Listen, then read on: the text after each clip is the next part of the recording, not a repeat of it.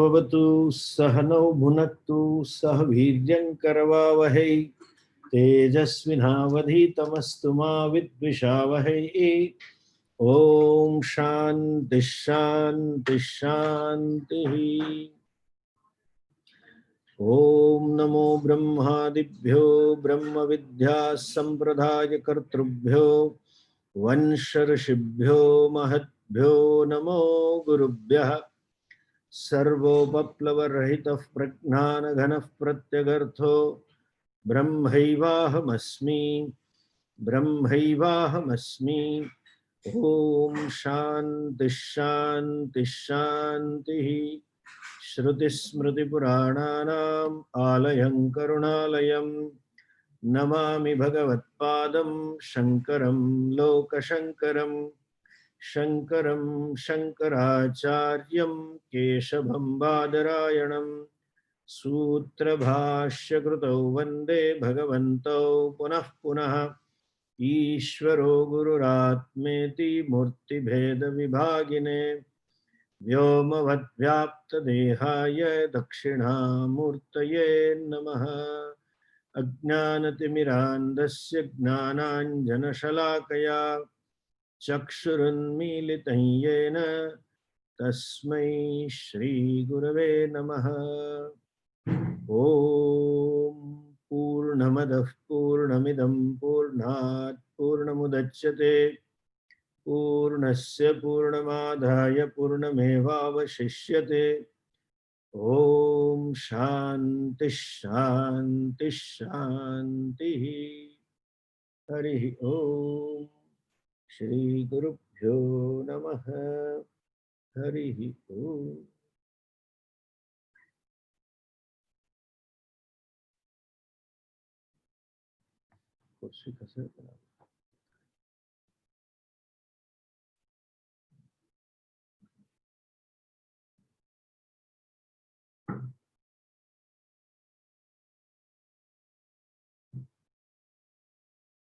Every human heart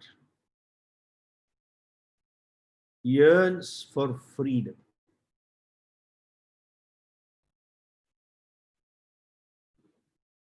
The desire to be free is nature.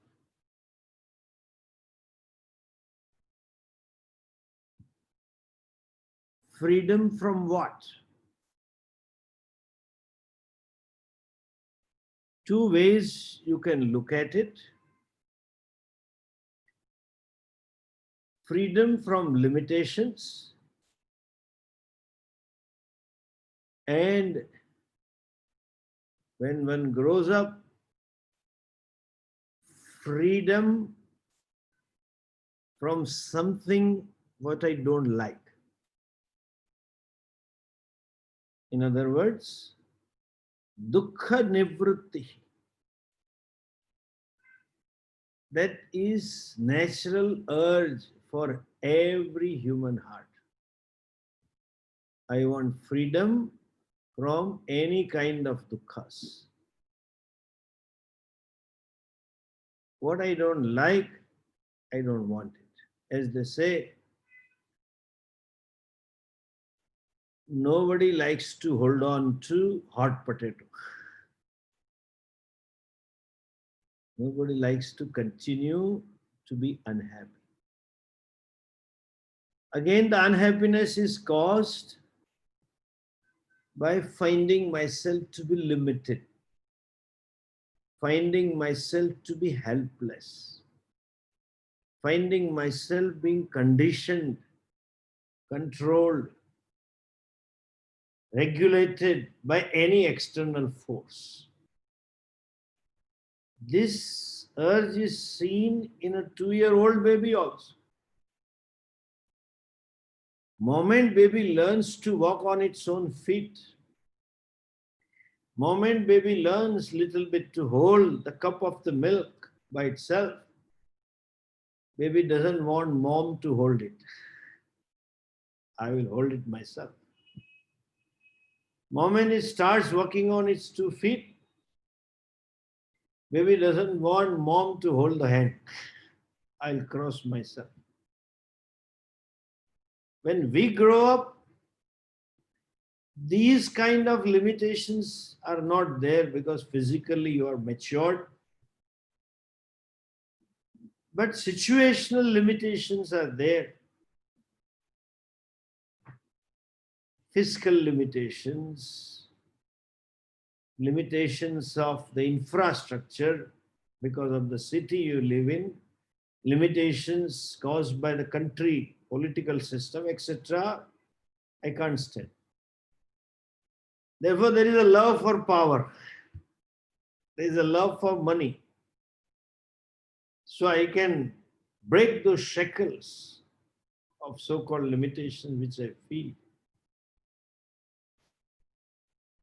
When relative freedom is there because of some power, either economic or connect relation or position, one thing, one limitation keeps on haunting the person throughout the life.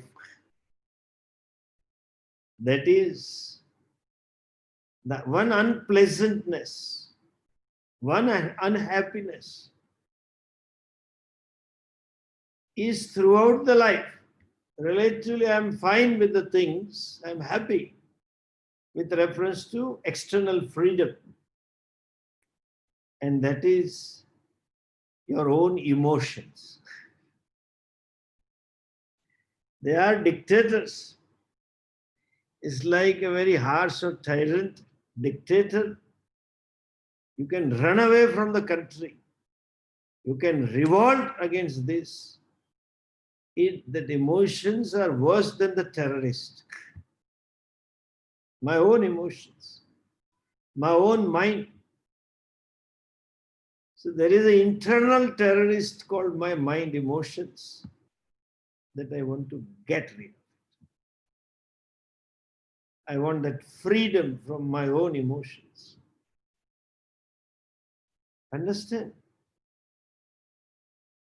This internal pressure of emotion creates some hurt.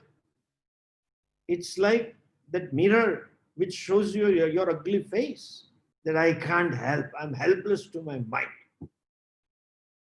That is a hurt. And later on, it becomes a guilt when I can't deal with it.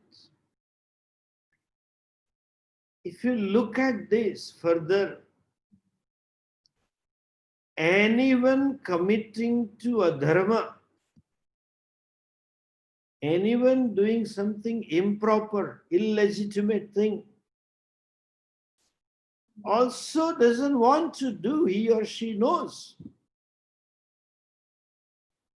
Like Duryodhana knows, Janami dharmam nachame pravrutti, Janami adharmam nachame nivruta. I know this is wrong. I know I should not do that. But there is a love to cut corners. Not on itself, but there is a love to cut corners because of pressure. I want to get rid of certain ambitions.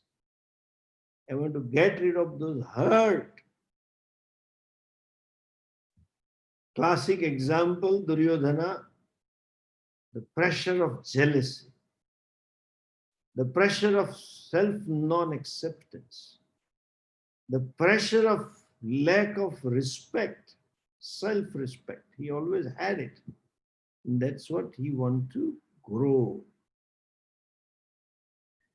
Not exactly discerning the problem. And when the problem is not clear, solution also will be not clear. Or I would say not proper. You are not clear about the problem. Like you eat, sometimes some people tell me, they undergo treatment, varieties of medications and things like that for almost 6-8 months. And still they continue to be sick. After 8-9 months, they recover. Why? Because the diagnosis was proper. Finally, they could diagnose, oh, this is the problem.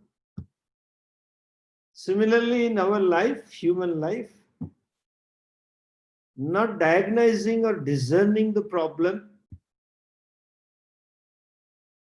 trying to apply various means to get rid of problem,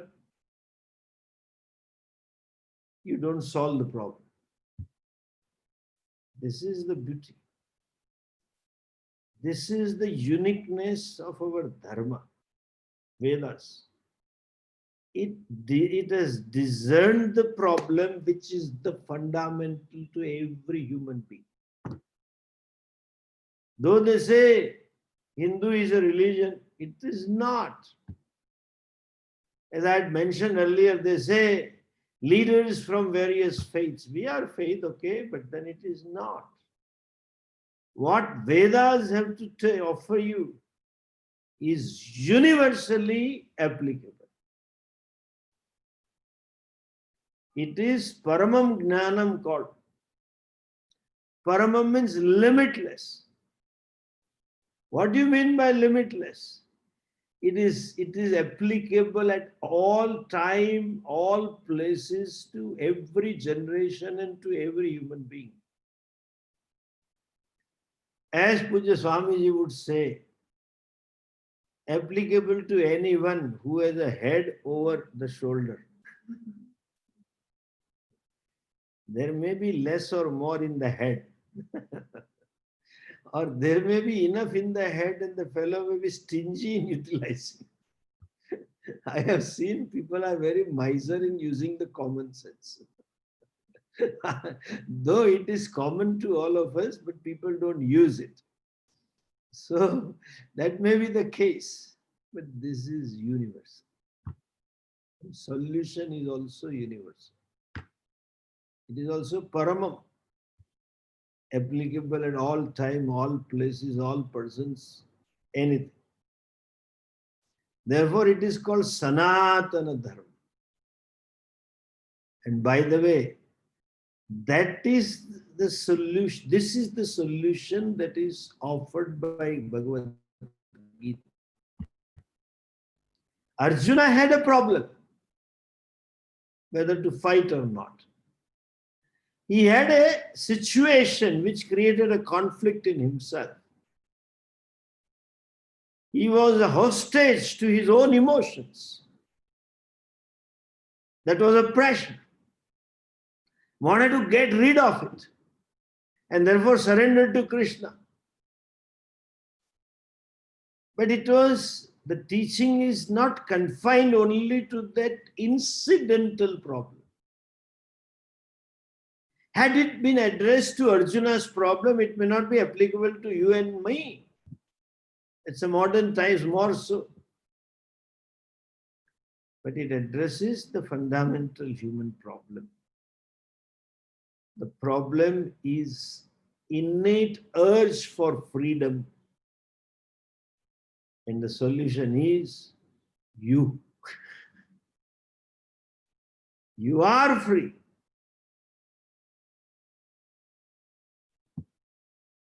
You are what you are searching.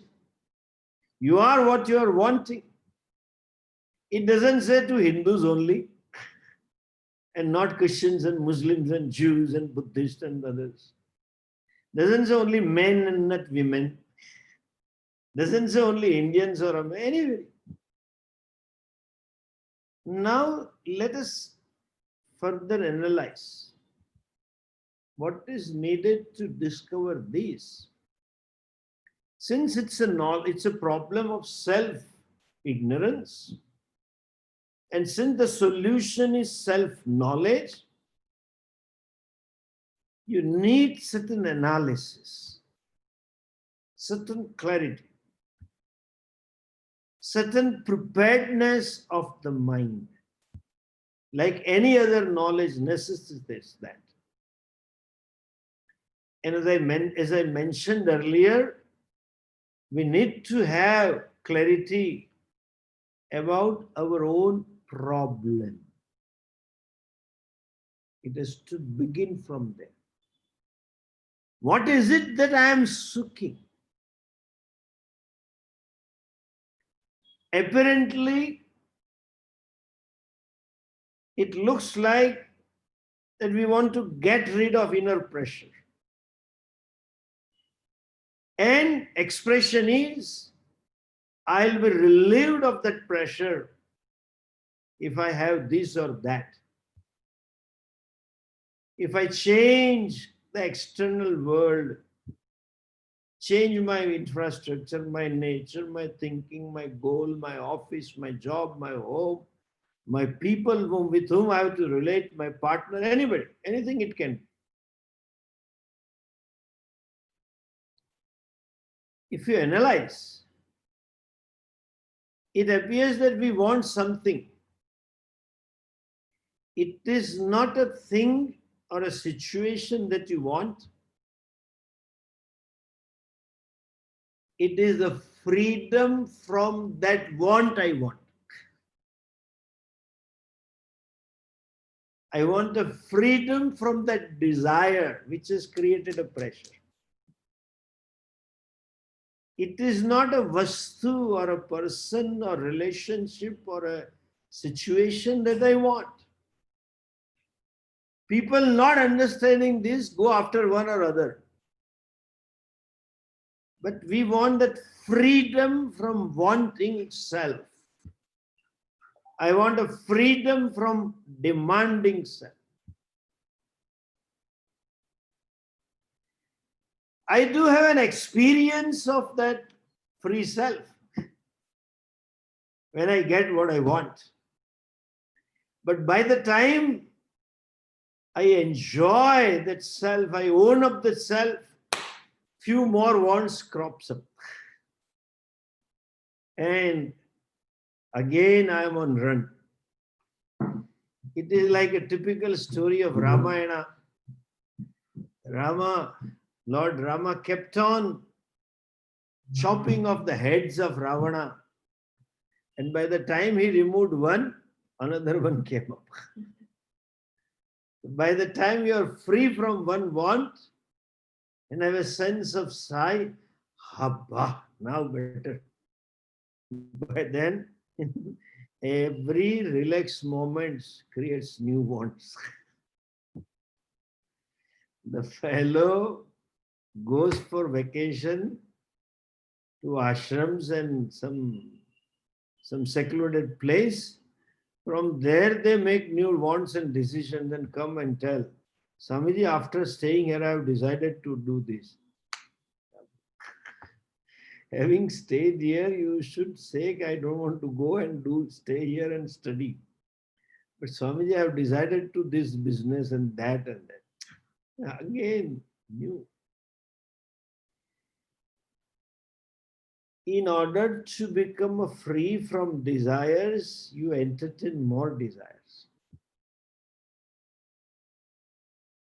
It is like trying to extinguish fire by pouring more butter, more ghee into the fire. You know? It can never solve the problem. That is because there is no clarity about the means and the end, because there is no clarity for the problem which you are working for. And this is called samsara. Understand? To get married, to work, or to have a house, or to have a relationship, or to do some position, have a position, etc., is not samsara. The samsara is there when there is a samsari. And the samsari is one who doesn't have any kind of clarity about the problem, about the solution, and about the means. Where to begin? The confusion is so confounded, which is mentioned in Kathopanishad. Avidyaya mantare vartamanaha swayam dhira panditam manyamanaha dandramyamana pariyanti mudaha andhe naiva niyamana yatha. He says, Yamaraja says, it's so confounded problem. It is like RCC, reinforce concrete. What is reinforcing when you pour water and become solid? Certain success is like RCC, curing the cement. Certain achievements is like RCC work done. Anyway, coming back to this, where to begin? You say it is natural. Sahajam Agnana. The answer is karma is a beginning.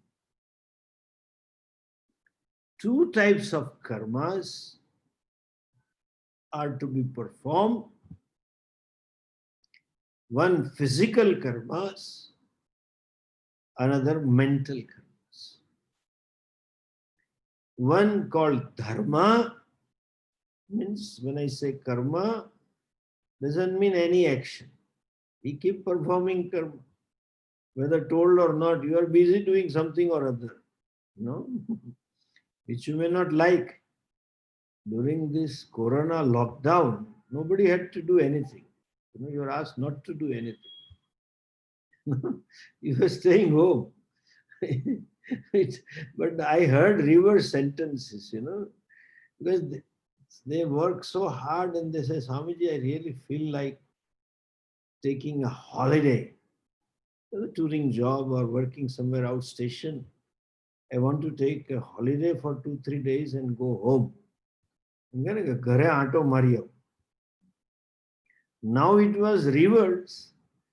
Office I got bored by staying home. Now let me at least go to office for a day.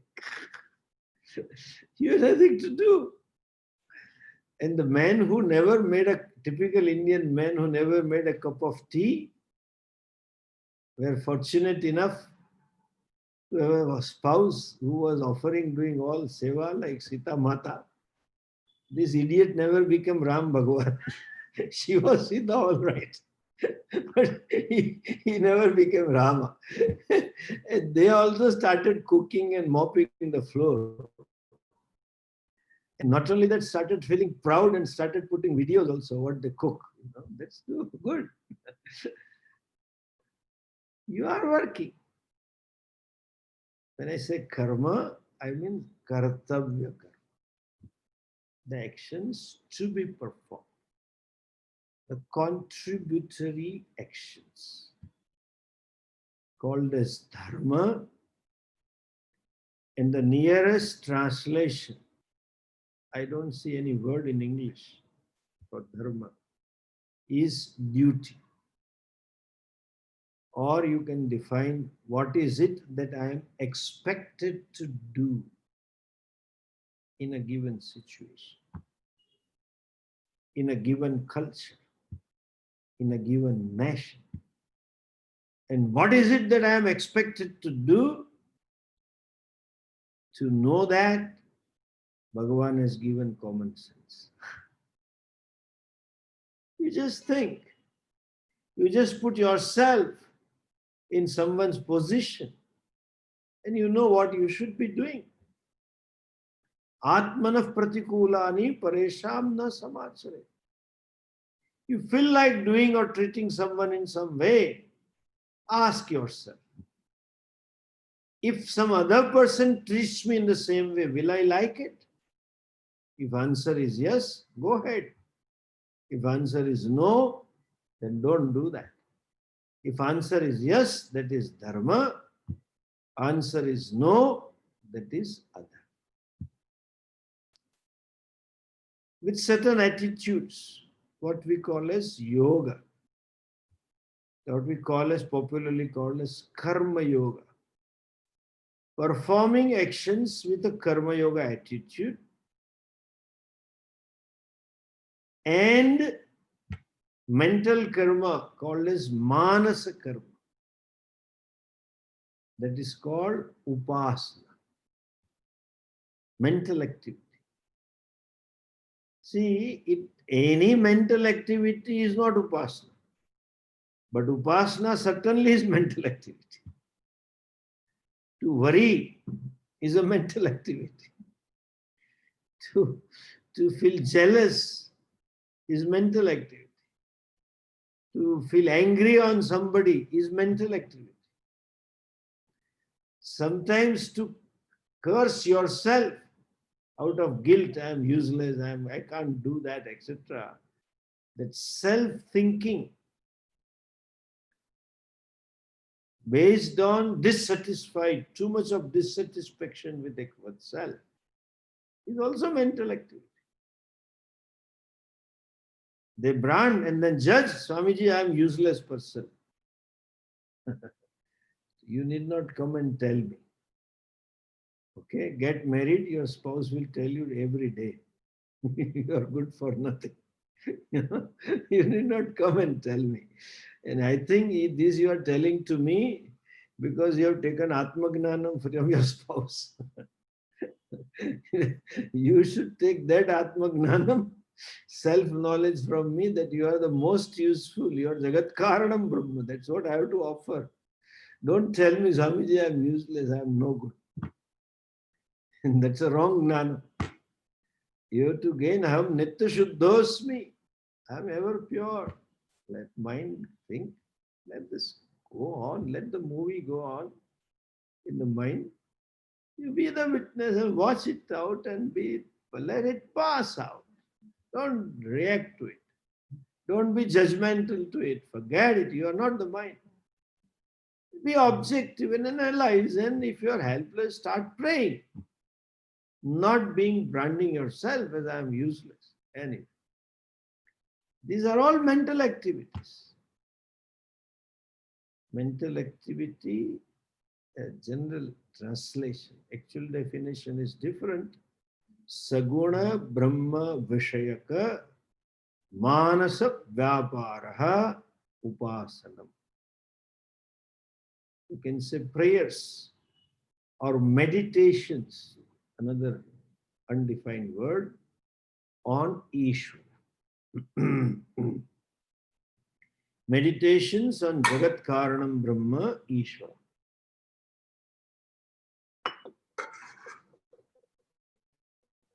These are the two things to be done.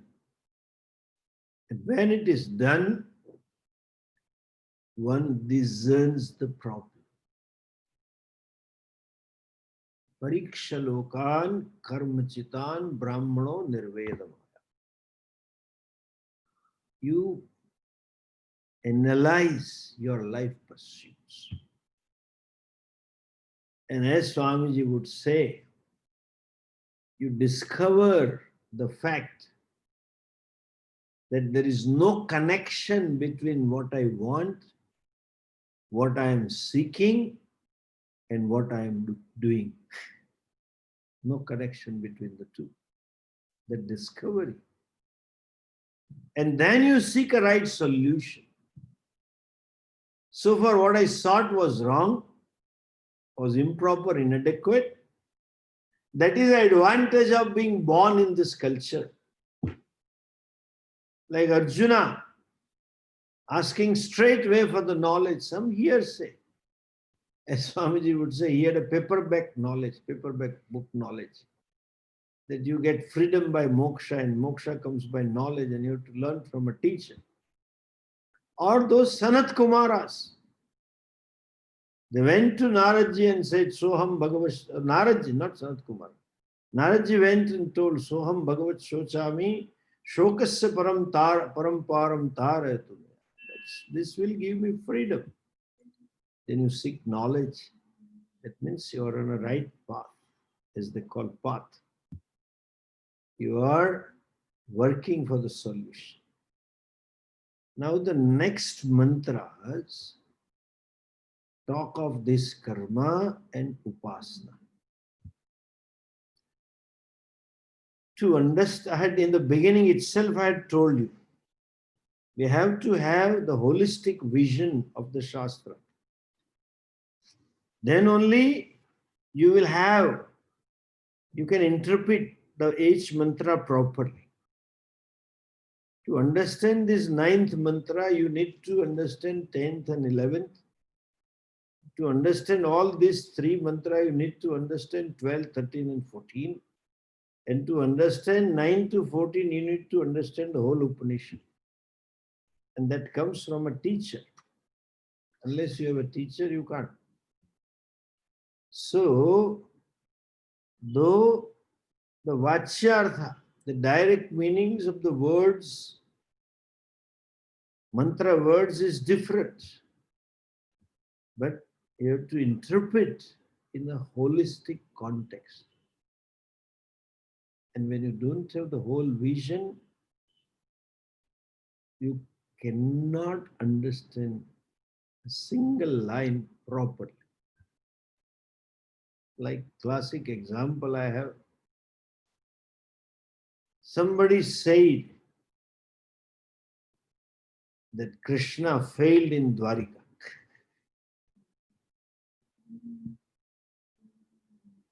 He failed. This is a wrong statement. They said even though he was successful and all powerful, but then he failed in Dwarika because he could not stop that Yadvastra. He could not stop that adharma entering into Dwarika. A lot of adharma took place before they fought for each other and fought against each other and they killed each other, Yadavas. It's all drinking and all vices came. Therefore he failed. No, he did not fail. He chose to fail. If there is a mention, yes, this happened. But you see holistically. You have to have the whole vision. The statement itself becomes wrong or improper word, I would say, to say this when you have a whole vision. Krishna as a baby, not even a teenager. You know, at the age of 12, he went to Mathura. No, 14. When he was not even a teenager, he held the whole Govardhana mountain for 1 week on the little finger. He raised it. For a week, 7 days. You just raise your hand for 7 minutes. This is a Govardhana asana I am teaching you. Not with this style, with this finger. Don't do that. Otherwise, the family members may misunderstand you. Just raise the hand with fingers open or put your fist on. Govardhana asanas. You know, nowadays so many yoga asanas are coming up. So this is a new asana. You can't do that for 7 minutes. The whole thing will pain. The one who can show the whole Brahmanda to Yashoda Maya in the mouth, who can kill all the demons.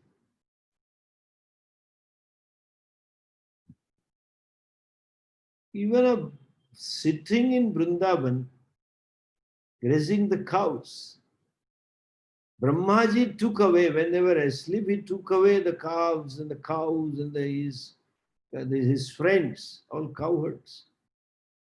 Brahmaji thought he is sleeping. Even while sleeping, he knew. And by the time Brahmaji could hijack and go to his loka and look back, they were all there. One who can create by sankalpa matra, just by thought, that is sarvagnatva. Doesn't have to do anything. He doesn't need any karmendriyas to do. Just thought. So many things he could do. Do you think he could not stop Yadavas? No. It was Leela Matra.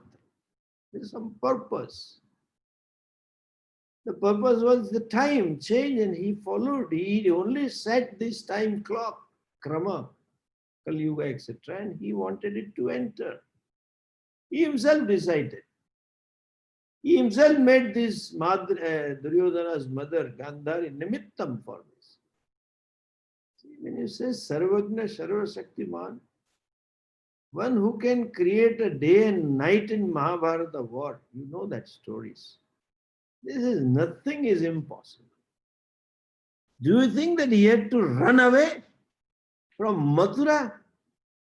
Jarasanga attacked 17 times and got defeated and ran away. And 18th time Krishna ran away. It's a wrong statement. Why should he run away? He's, he just expressed his wish and Vayu Devata will not go straight. He will take 10-degree turn. Jarasanga would be over. It was a Leela Matra. Lock, stock and barrel he left from Mathura to right up to Dwarika and then that too went to Beta Dwarika, an island. Do you think he was so insecure? Never. A teenage boy killing those mallas of those time. Do you think he could not have killed Jarasanga in the first go? He can finish like this. It was a Leela with a purpose. Anyway, I'll not get into it. Shastra has to be studied from traditional teacher, one who has a whole vision. Then things will fall in proper place. Otherwise, Shastra is like jigsaw puzzle. You know, you set one side and another side you go and it goes other way. It is to set. Why I am telling this? Because next 6 mantras are very controversially interpreted in the country, all over the world. And the one who interprets properly, they also create a controversy saying that this is improper interpretation. But then, as I said, traditional interpretations, which I was blessed to have a teacher. All of us are blessed to have a teacher who knew the tradition. And that's a grace. And I had a grace that I could capture the tradition. I could capture the vision. Otherwise, it is my word against yours. That's what people say. That's not true. So, this karma and upasana, and what kind of upasanas, and what are the limitations, what is the benefit, what is the role that it has to play in my journey for freedom, all that is discussed in the next section. Okay? With this background, let us look at the 9th mantra. Then we will see 9th, 10th and 11th. Now we will just chant them and then I will explain you those mantras. Andham tamah pravishanti, andham tamah pravishanti, ye vidyamupasate, ye vidyamupasate, tato bhuya ivate tamaha, tato bhuya ivate tamaha, yau vidyaya gumrataha, yau vidyaya gumrataha, andhan tamah pravishanti, ye vidyamupasate, andhan tamah pravishanti, ye vidyamupasate, tato bhuya ivate tamo, yau vidyaya gumrataha, tato bhuya ivate tamo, yau vidyaya gumrataha. Just next mantra. Okay, let's see that later on because it will further complicate. This is enough. The verb is pravishanti. Andhan tamah pravishanti. This word has come earlier also. They enter, they reach, or they attain what? Andhan tamaha. Andham means not blind itself, but blinding darkness.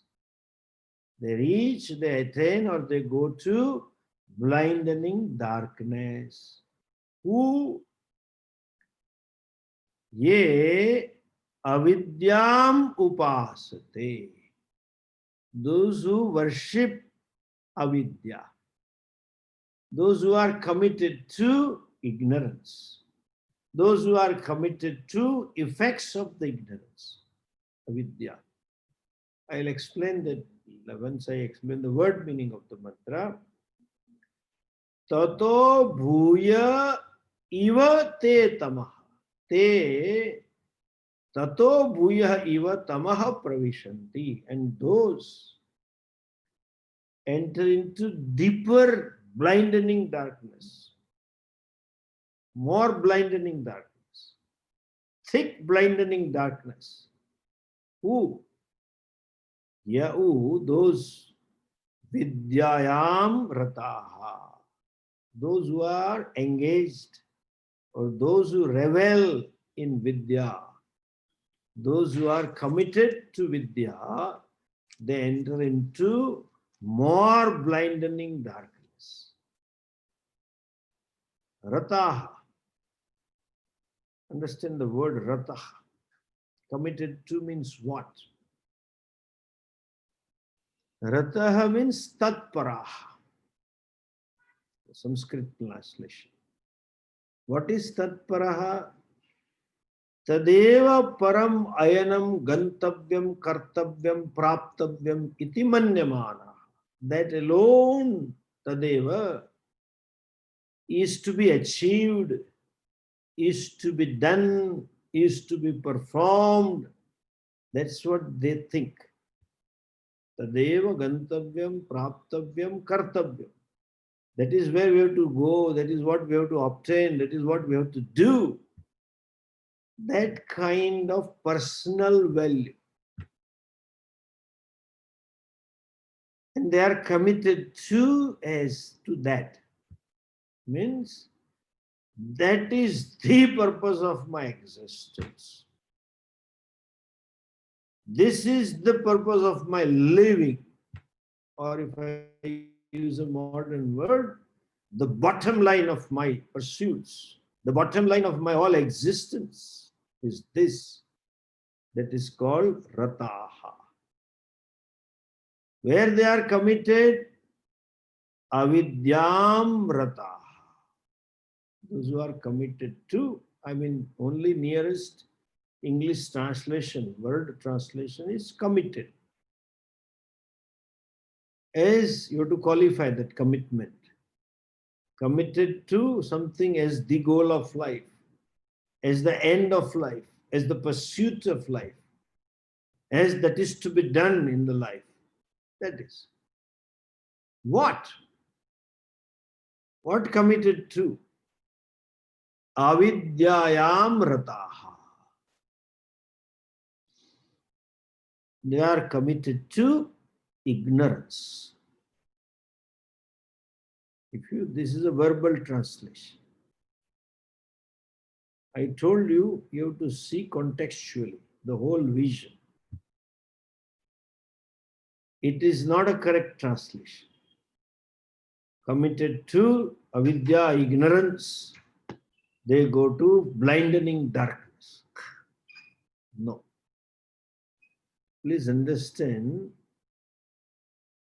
avidya means ignorance and the effect of ignorance as well. It is also called ignorance. The cause is ignorance, and the effect of ignorance is also referred as ignorance, called as ignorance. No? Ignorance per se is not perceptible. Any ignorance. The effect is perceptible. If you end up in going to Czechoslovakia, your ignorance about Czech language manifest. All signboards are there. You don't know. You go to Japan and all Japanese signboards are there. You wonder why are they hanging all noodles? Different size of noodles are hanging on one thread. Like a typical Indian apartment, the apartment may be great, but you should see from the back side. All clothes are hanging, from sari onwards to a 3-year-old baby shirt also is hanging on the cloth. So different sizes of noodles are hanging, Ignorance becomes manifest. And you can't read, so you say, I am ignorant about Japanese. Someone uses some word, even though you may know English. Then you say, oh, I don't know, I'm ignorant about that word. And not understanding the language you travel, if you're traveling alone or something, you take a wrong turn. That is the effect of ignorance, is also ignorance. So, avidyayam rataha, they are committed to ignorance. That is not a question. You already have one. And as I said, confounded one. The effect of ignorance. What is the impact of ignorance? Effect of ignorance? The first or primary manifestation of ignorance is ahankar. I have told earlier, when we say ignorance, agnanam in Shastra, it's not simply not knowing otherwise. Not that I don't know myself, but I know myself to be what I am not. Anatma is taken as Atma. I don't know what Atma is. That's okay. Full stop. Fine. Sheer ignorance, non-projection is a happy state. Everyday sleep is an experience of ignorance. You're just ignorant. No projections. Just sheer non-apprehensions, no misapprehensions. You're happy. Therefore, sleep is welcome. Anywhere, everywhere, anytime, all time, it's welcome. There is a adhyasa. We have discussed this, anyonya adhyasa. That ignorance, karyam, is also ignorance. The first is ahankara. Ego. Again, ego is not a non-defined word. People use ego in English. Ahankara. Ahankara means I am doer. And the flip side of doer is I am enjoyer. What we say in Sanskrit, to consider myself as karta and bhokta. Doer and enjoyer. A karta who is limited, that is ignorance. And further effect is that karta keeps doing something. Avidyayam rataha means kartari rataha, who revel in karta. They accept themselves as a karta, as ultimate reality. They accept their misapprehended identity. They accept their adhyaropita aham. I am man and woman and husband and wife and brother and sister and citizen, blah, blah, whatever it is. Physical level, psychological adhyasa, pranic adhyasa or mano adhyasa or jnana adhyasa, etc., whatever. They take it to be ultimate reality. And all that karta has to do to become such a bhokta, that is also reality for them. And that's what they think is ultimate truth. They are called avidyayam rataha. Listen. Darkness is a symbol, symbolizes ignorance. And the light symbolizes knowledge. Because the effect of both darkness and ignorance is same. An ignorant person may have something, but he or she thinks I don't have. Also, when there is a pitch dark, you have something, but you can't see it, you can't get it. Ignorant and in darkness. What class challenge? The effect is same. Like a typical Indian jugaad. The fellow has a good new car and then it's moving and suddenly stops somewhere on the road. Whatever little he knows, opens the bonnet and tightens the screw and plug the wire, blah, blah, blah. He may do that. Finally calls a mechanic. Even the state road village mechanic. He may come and then he will look at his. That's a typical of Indian road village mechanic. They come without their instrument. He comes like that. And then he said, you have not brought your anything. No, let me see the problem. Then I will bring that. Even an electrician, when he comes, and suppose he stands on the stair and does the bulb, and then from there he will say, give me that tester, please. Give me that screwdriver, please. But why don't you carry over there? That's a typical thing.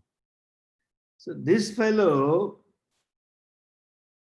came, and then, yeah, it's a simple problem. What is this? Nothing.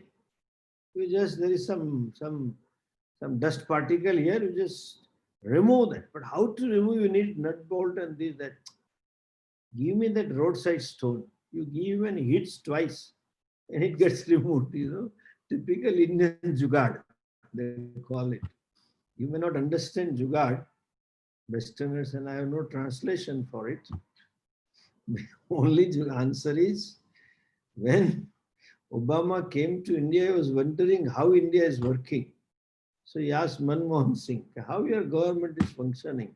He said, sir, on jugaad only.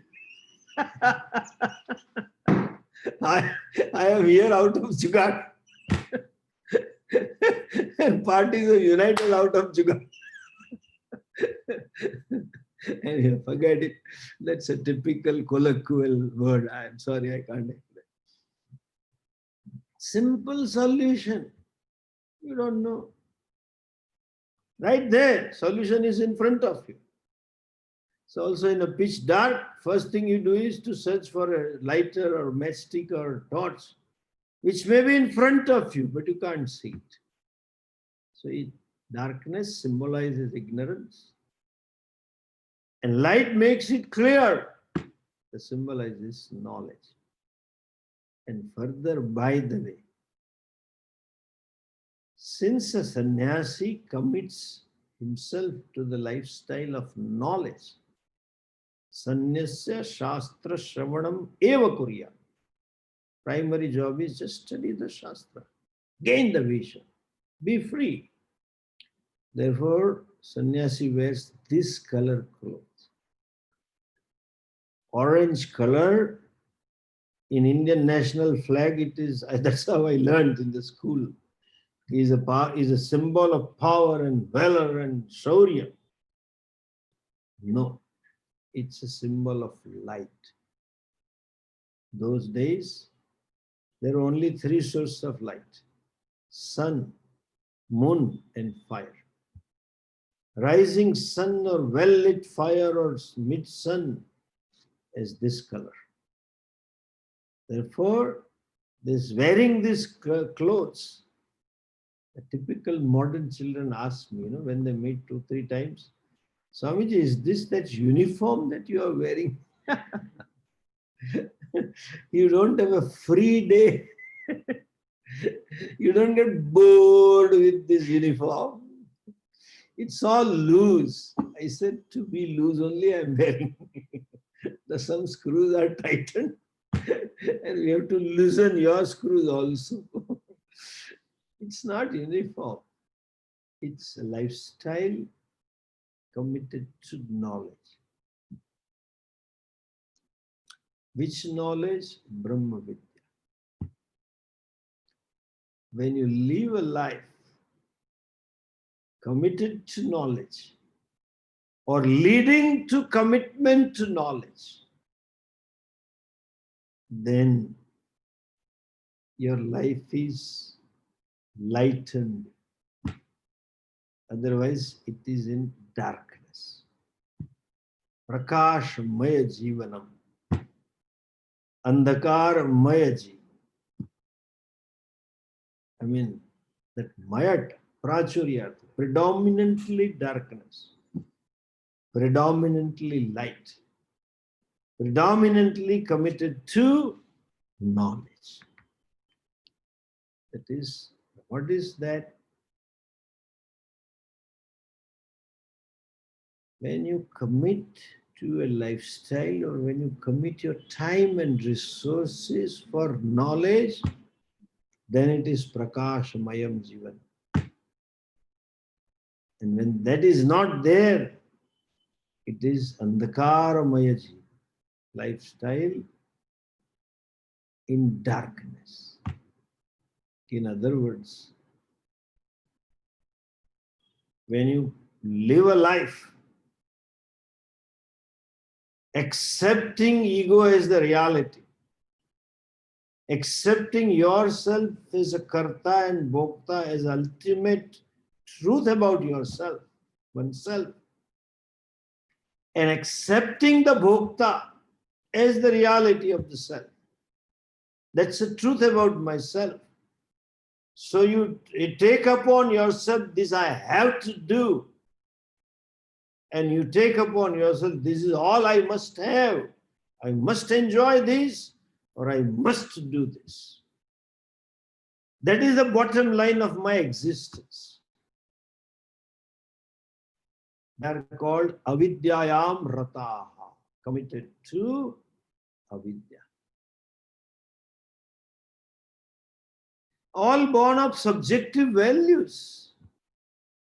Some of the values are good, but please understand, it is not the ultimate. I've seen people committing to some flimsy thing. Cleanliness is a good value. The lady is whole time busy cleaning every corner of the house.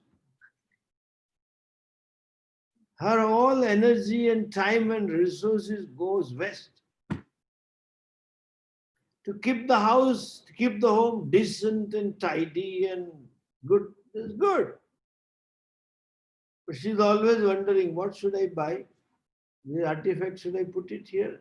The sofa I have to change, the bedsheet I have to change, this I have to do that way, the curtain I have to, all the time. Rataha, avidyayam rataha. Taking as the ultimate goal of life. Cooking. How many hours they waste? I would say typical Gujarati.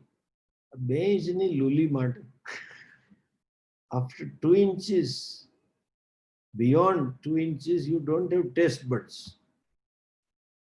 And then also let it be 4 inches. Then it just goes to food pipe, all gone. Thank God you don't have stomach taste. Otherwise, imagine how Ishvara Srishti, how intelligent Bhagavan is. Suppose you had a multi-tasting cuisine here every day. How would it be? All the time you will be talking. Yes, sir. Good morning, sir. Because you don't like those acids. Yeah. Gujarati में दिवेल पिदलू मोड़ो यार पता है. Your face will be like you drunk the custard. छोड़ो forget you just typical Guju thing. You can't. How many hours cook this and that and this and this? Avidyayam rata. That if they are committing to that, some karma, some bhoga, that's what they think is the goal of life. That's what they think a purpose of their existence. That's what they think how you should spend your life. They are what they go andhan tamah provision. They enter into darkness, blindness. They go to those lokas, they go to those yonis where there is no buddhi at all. Where they are like animals and things like that. They are full of ignorance, full of tamas. They end up living that kind of life.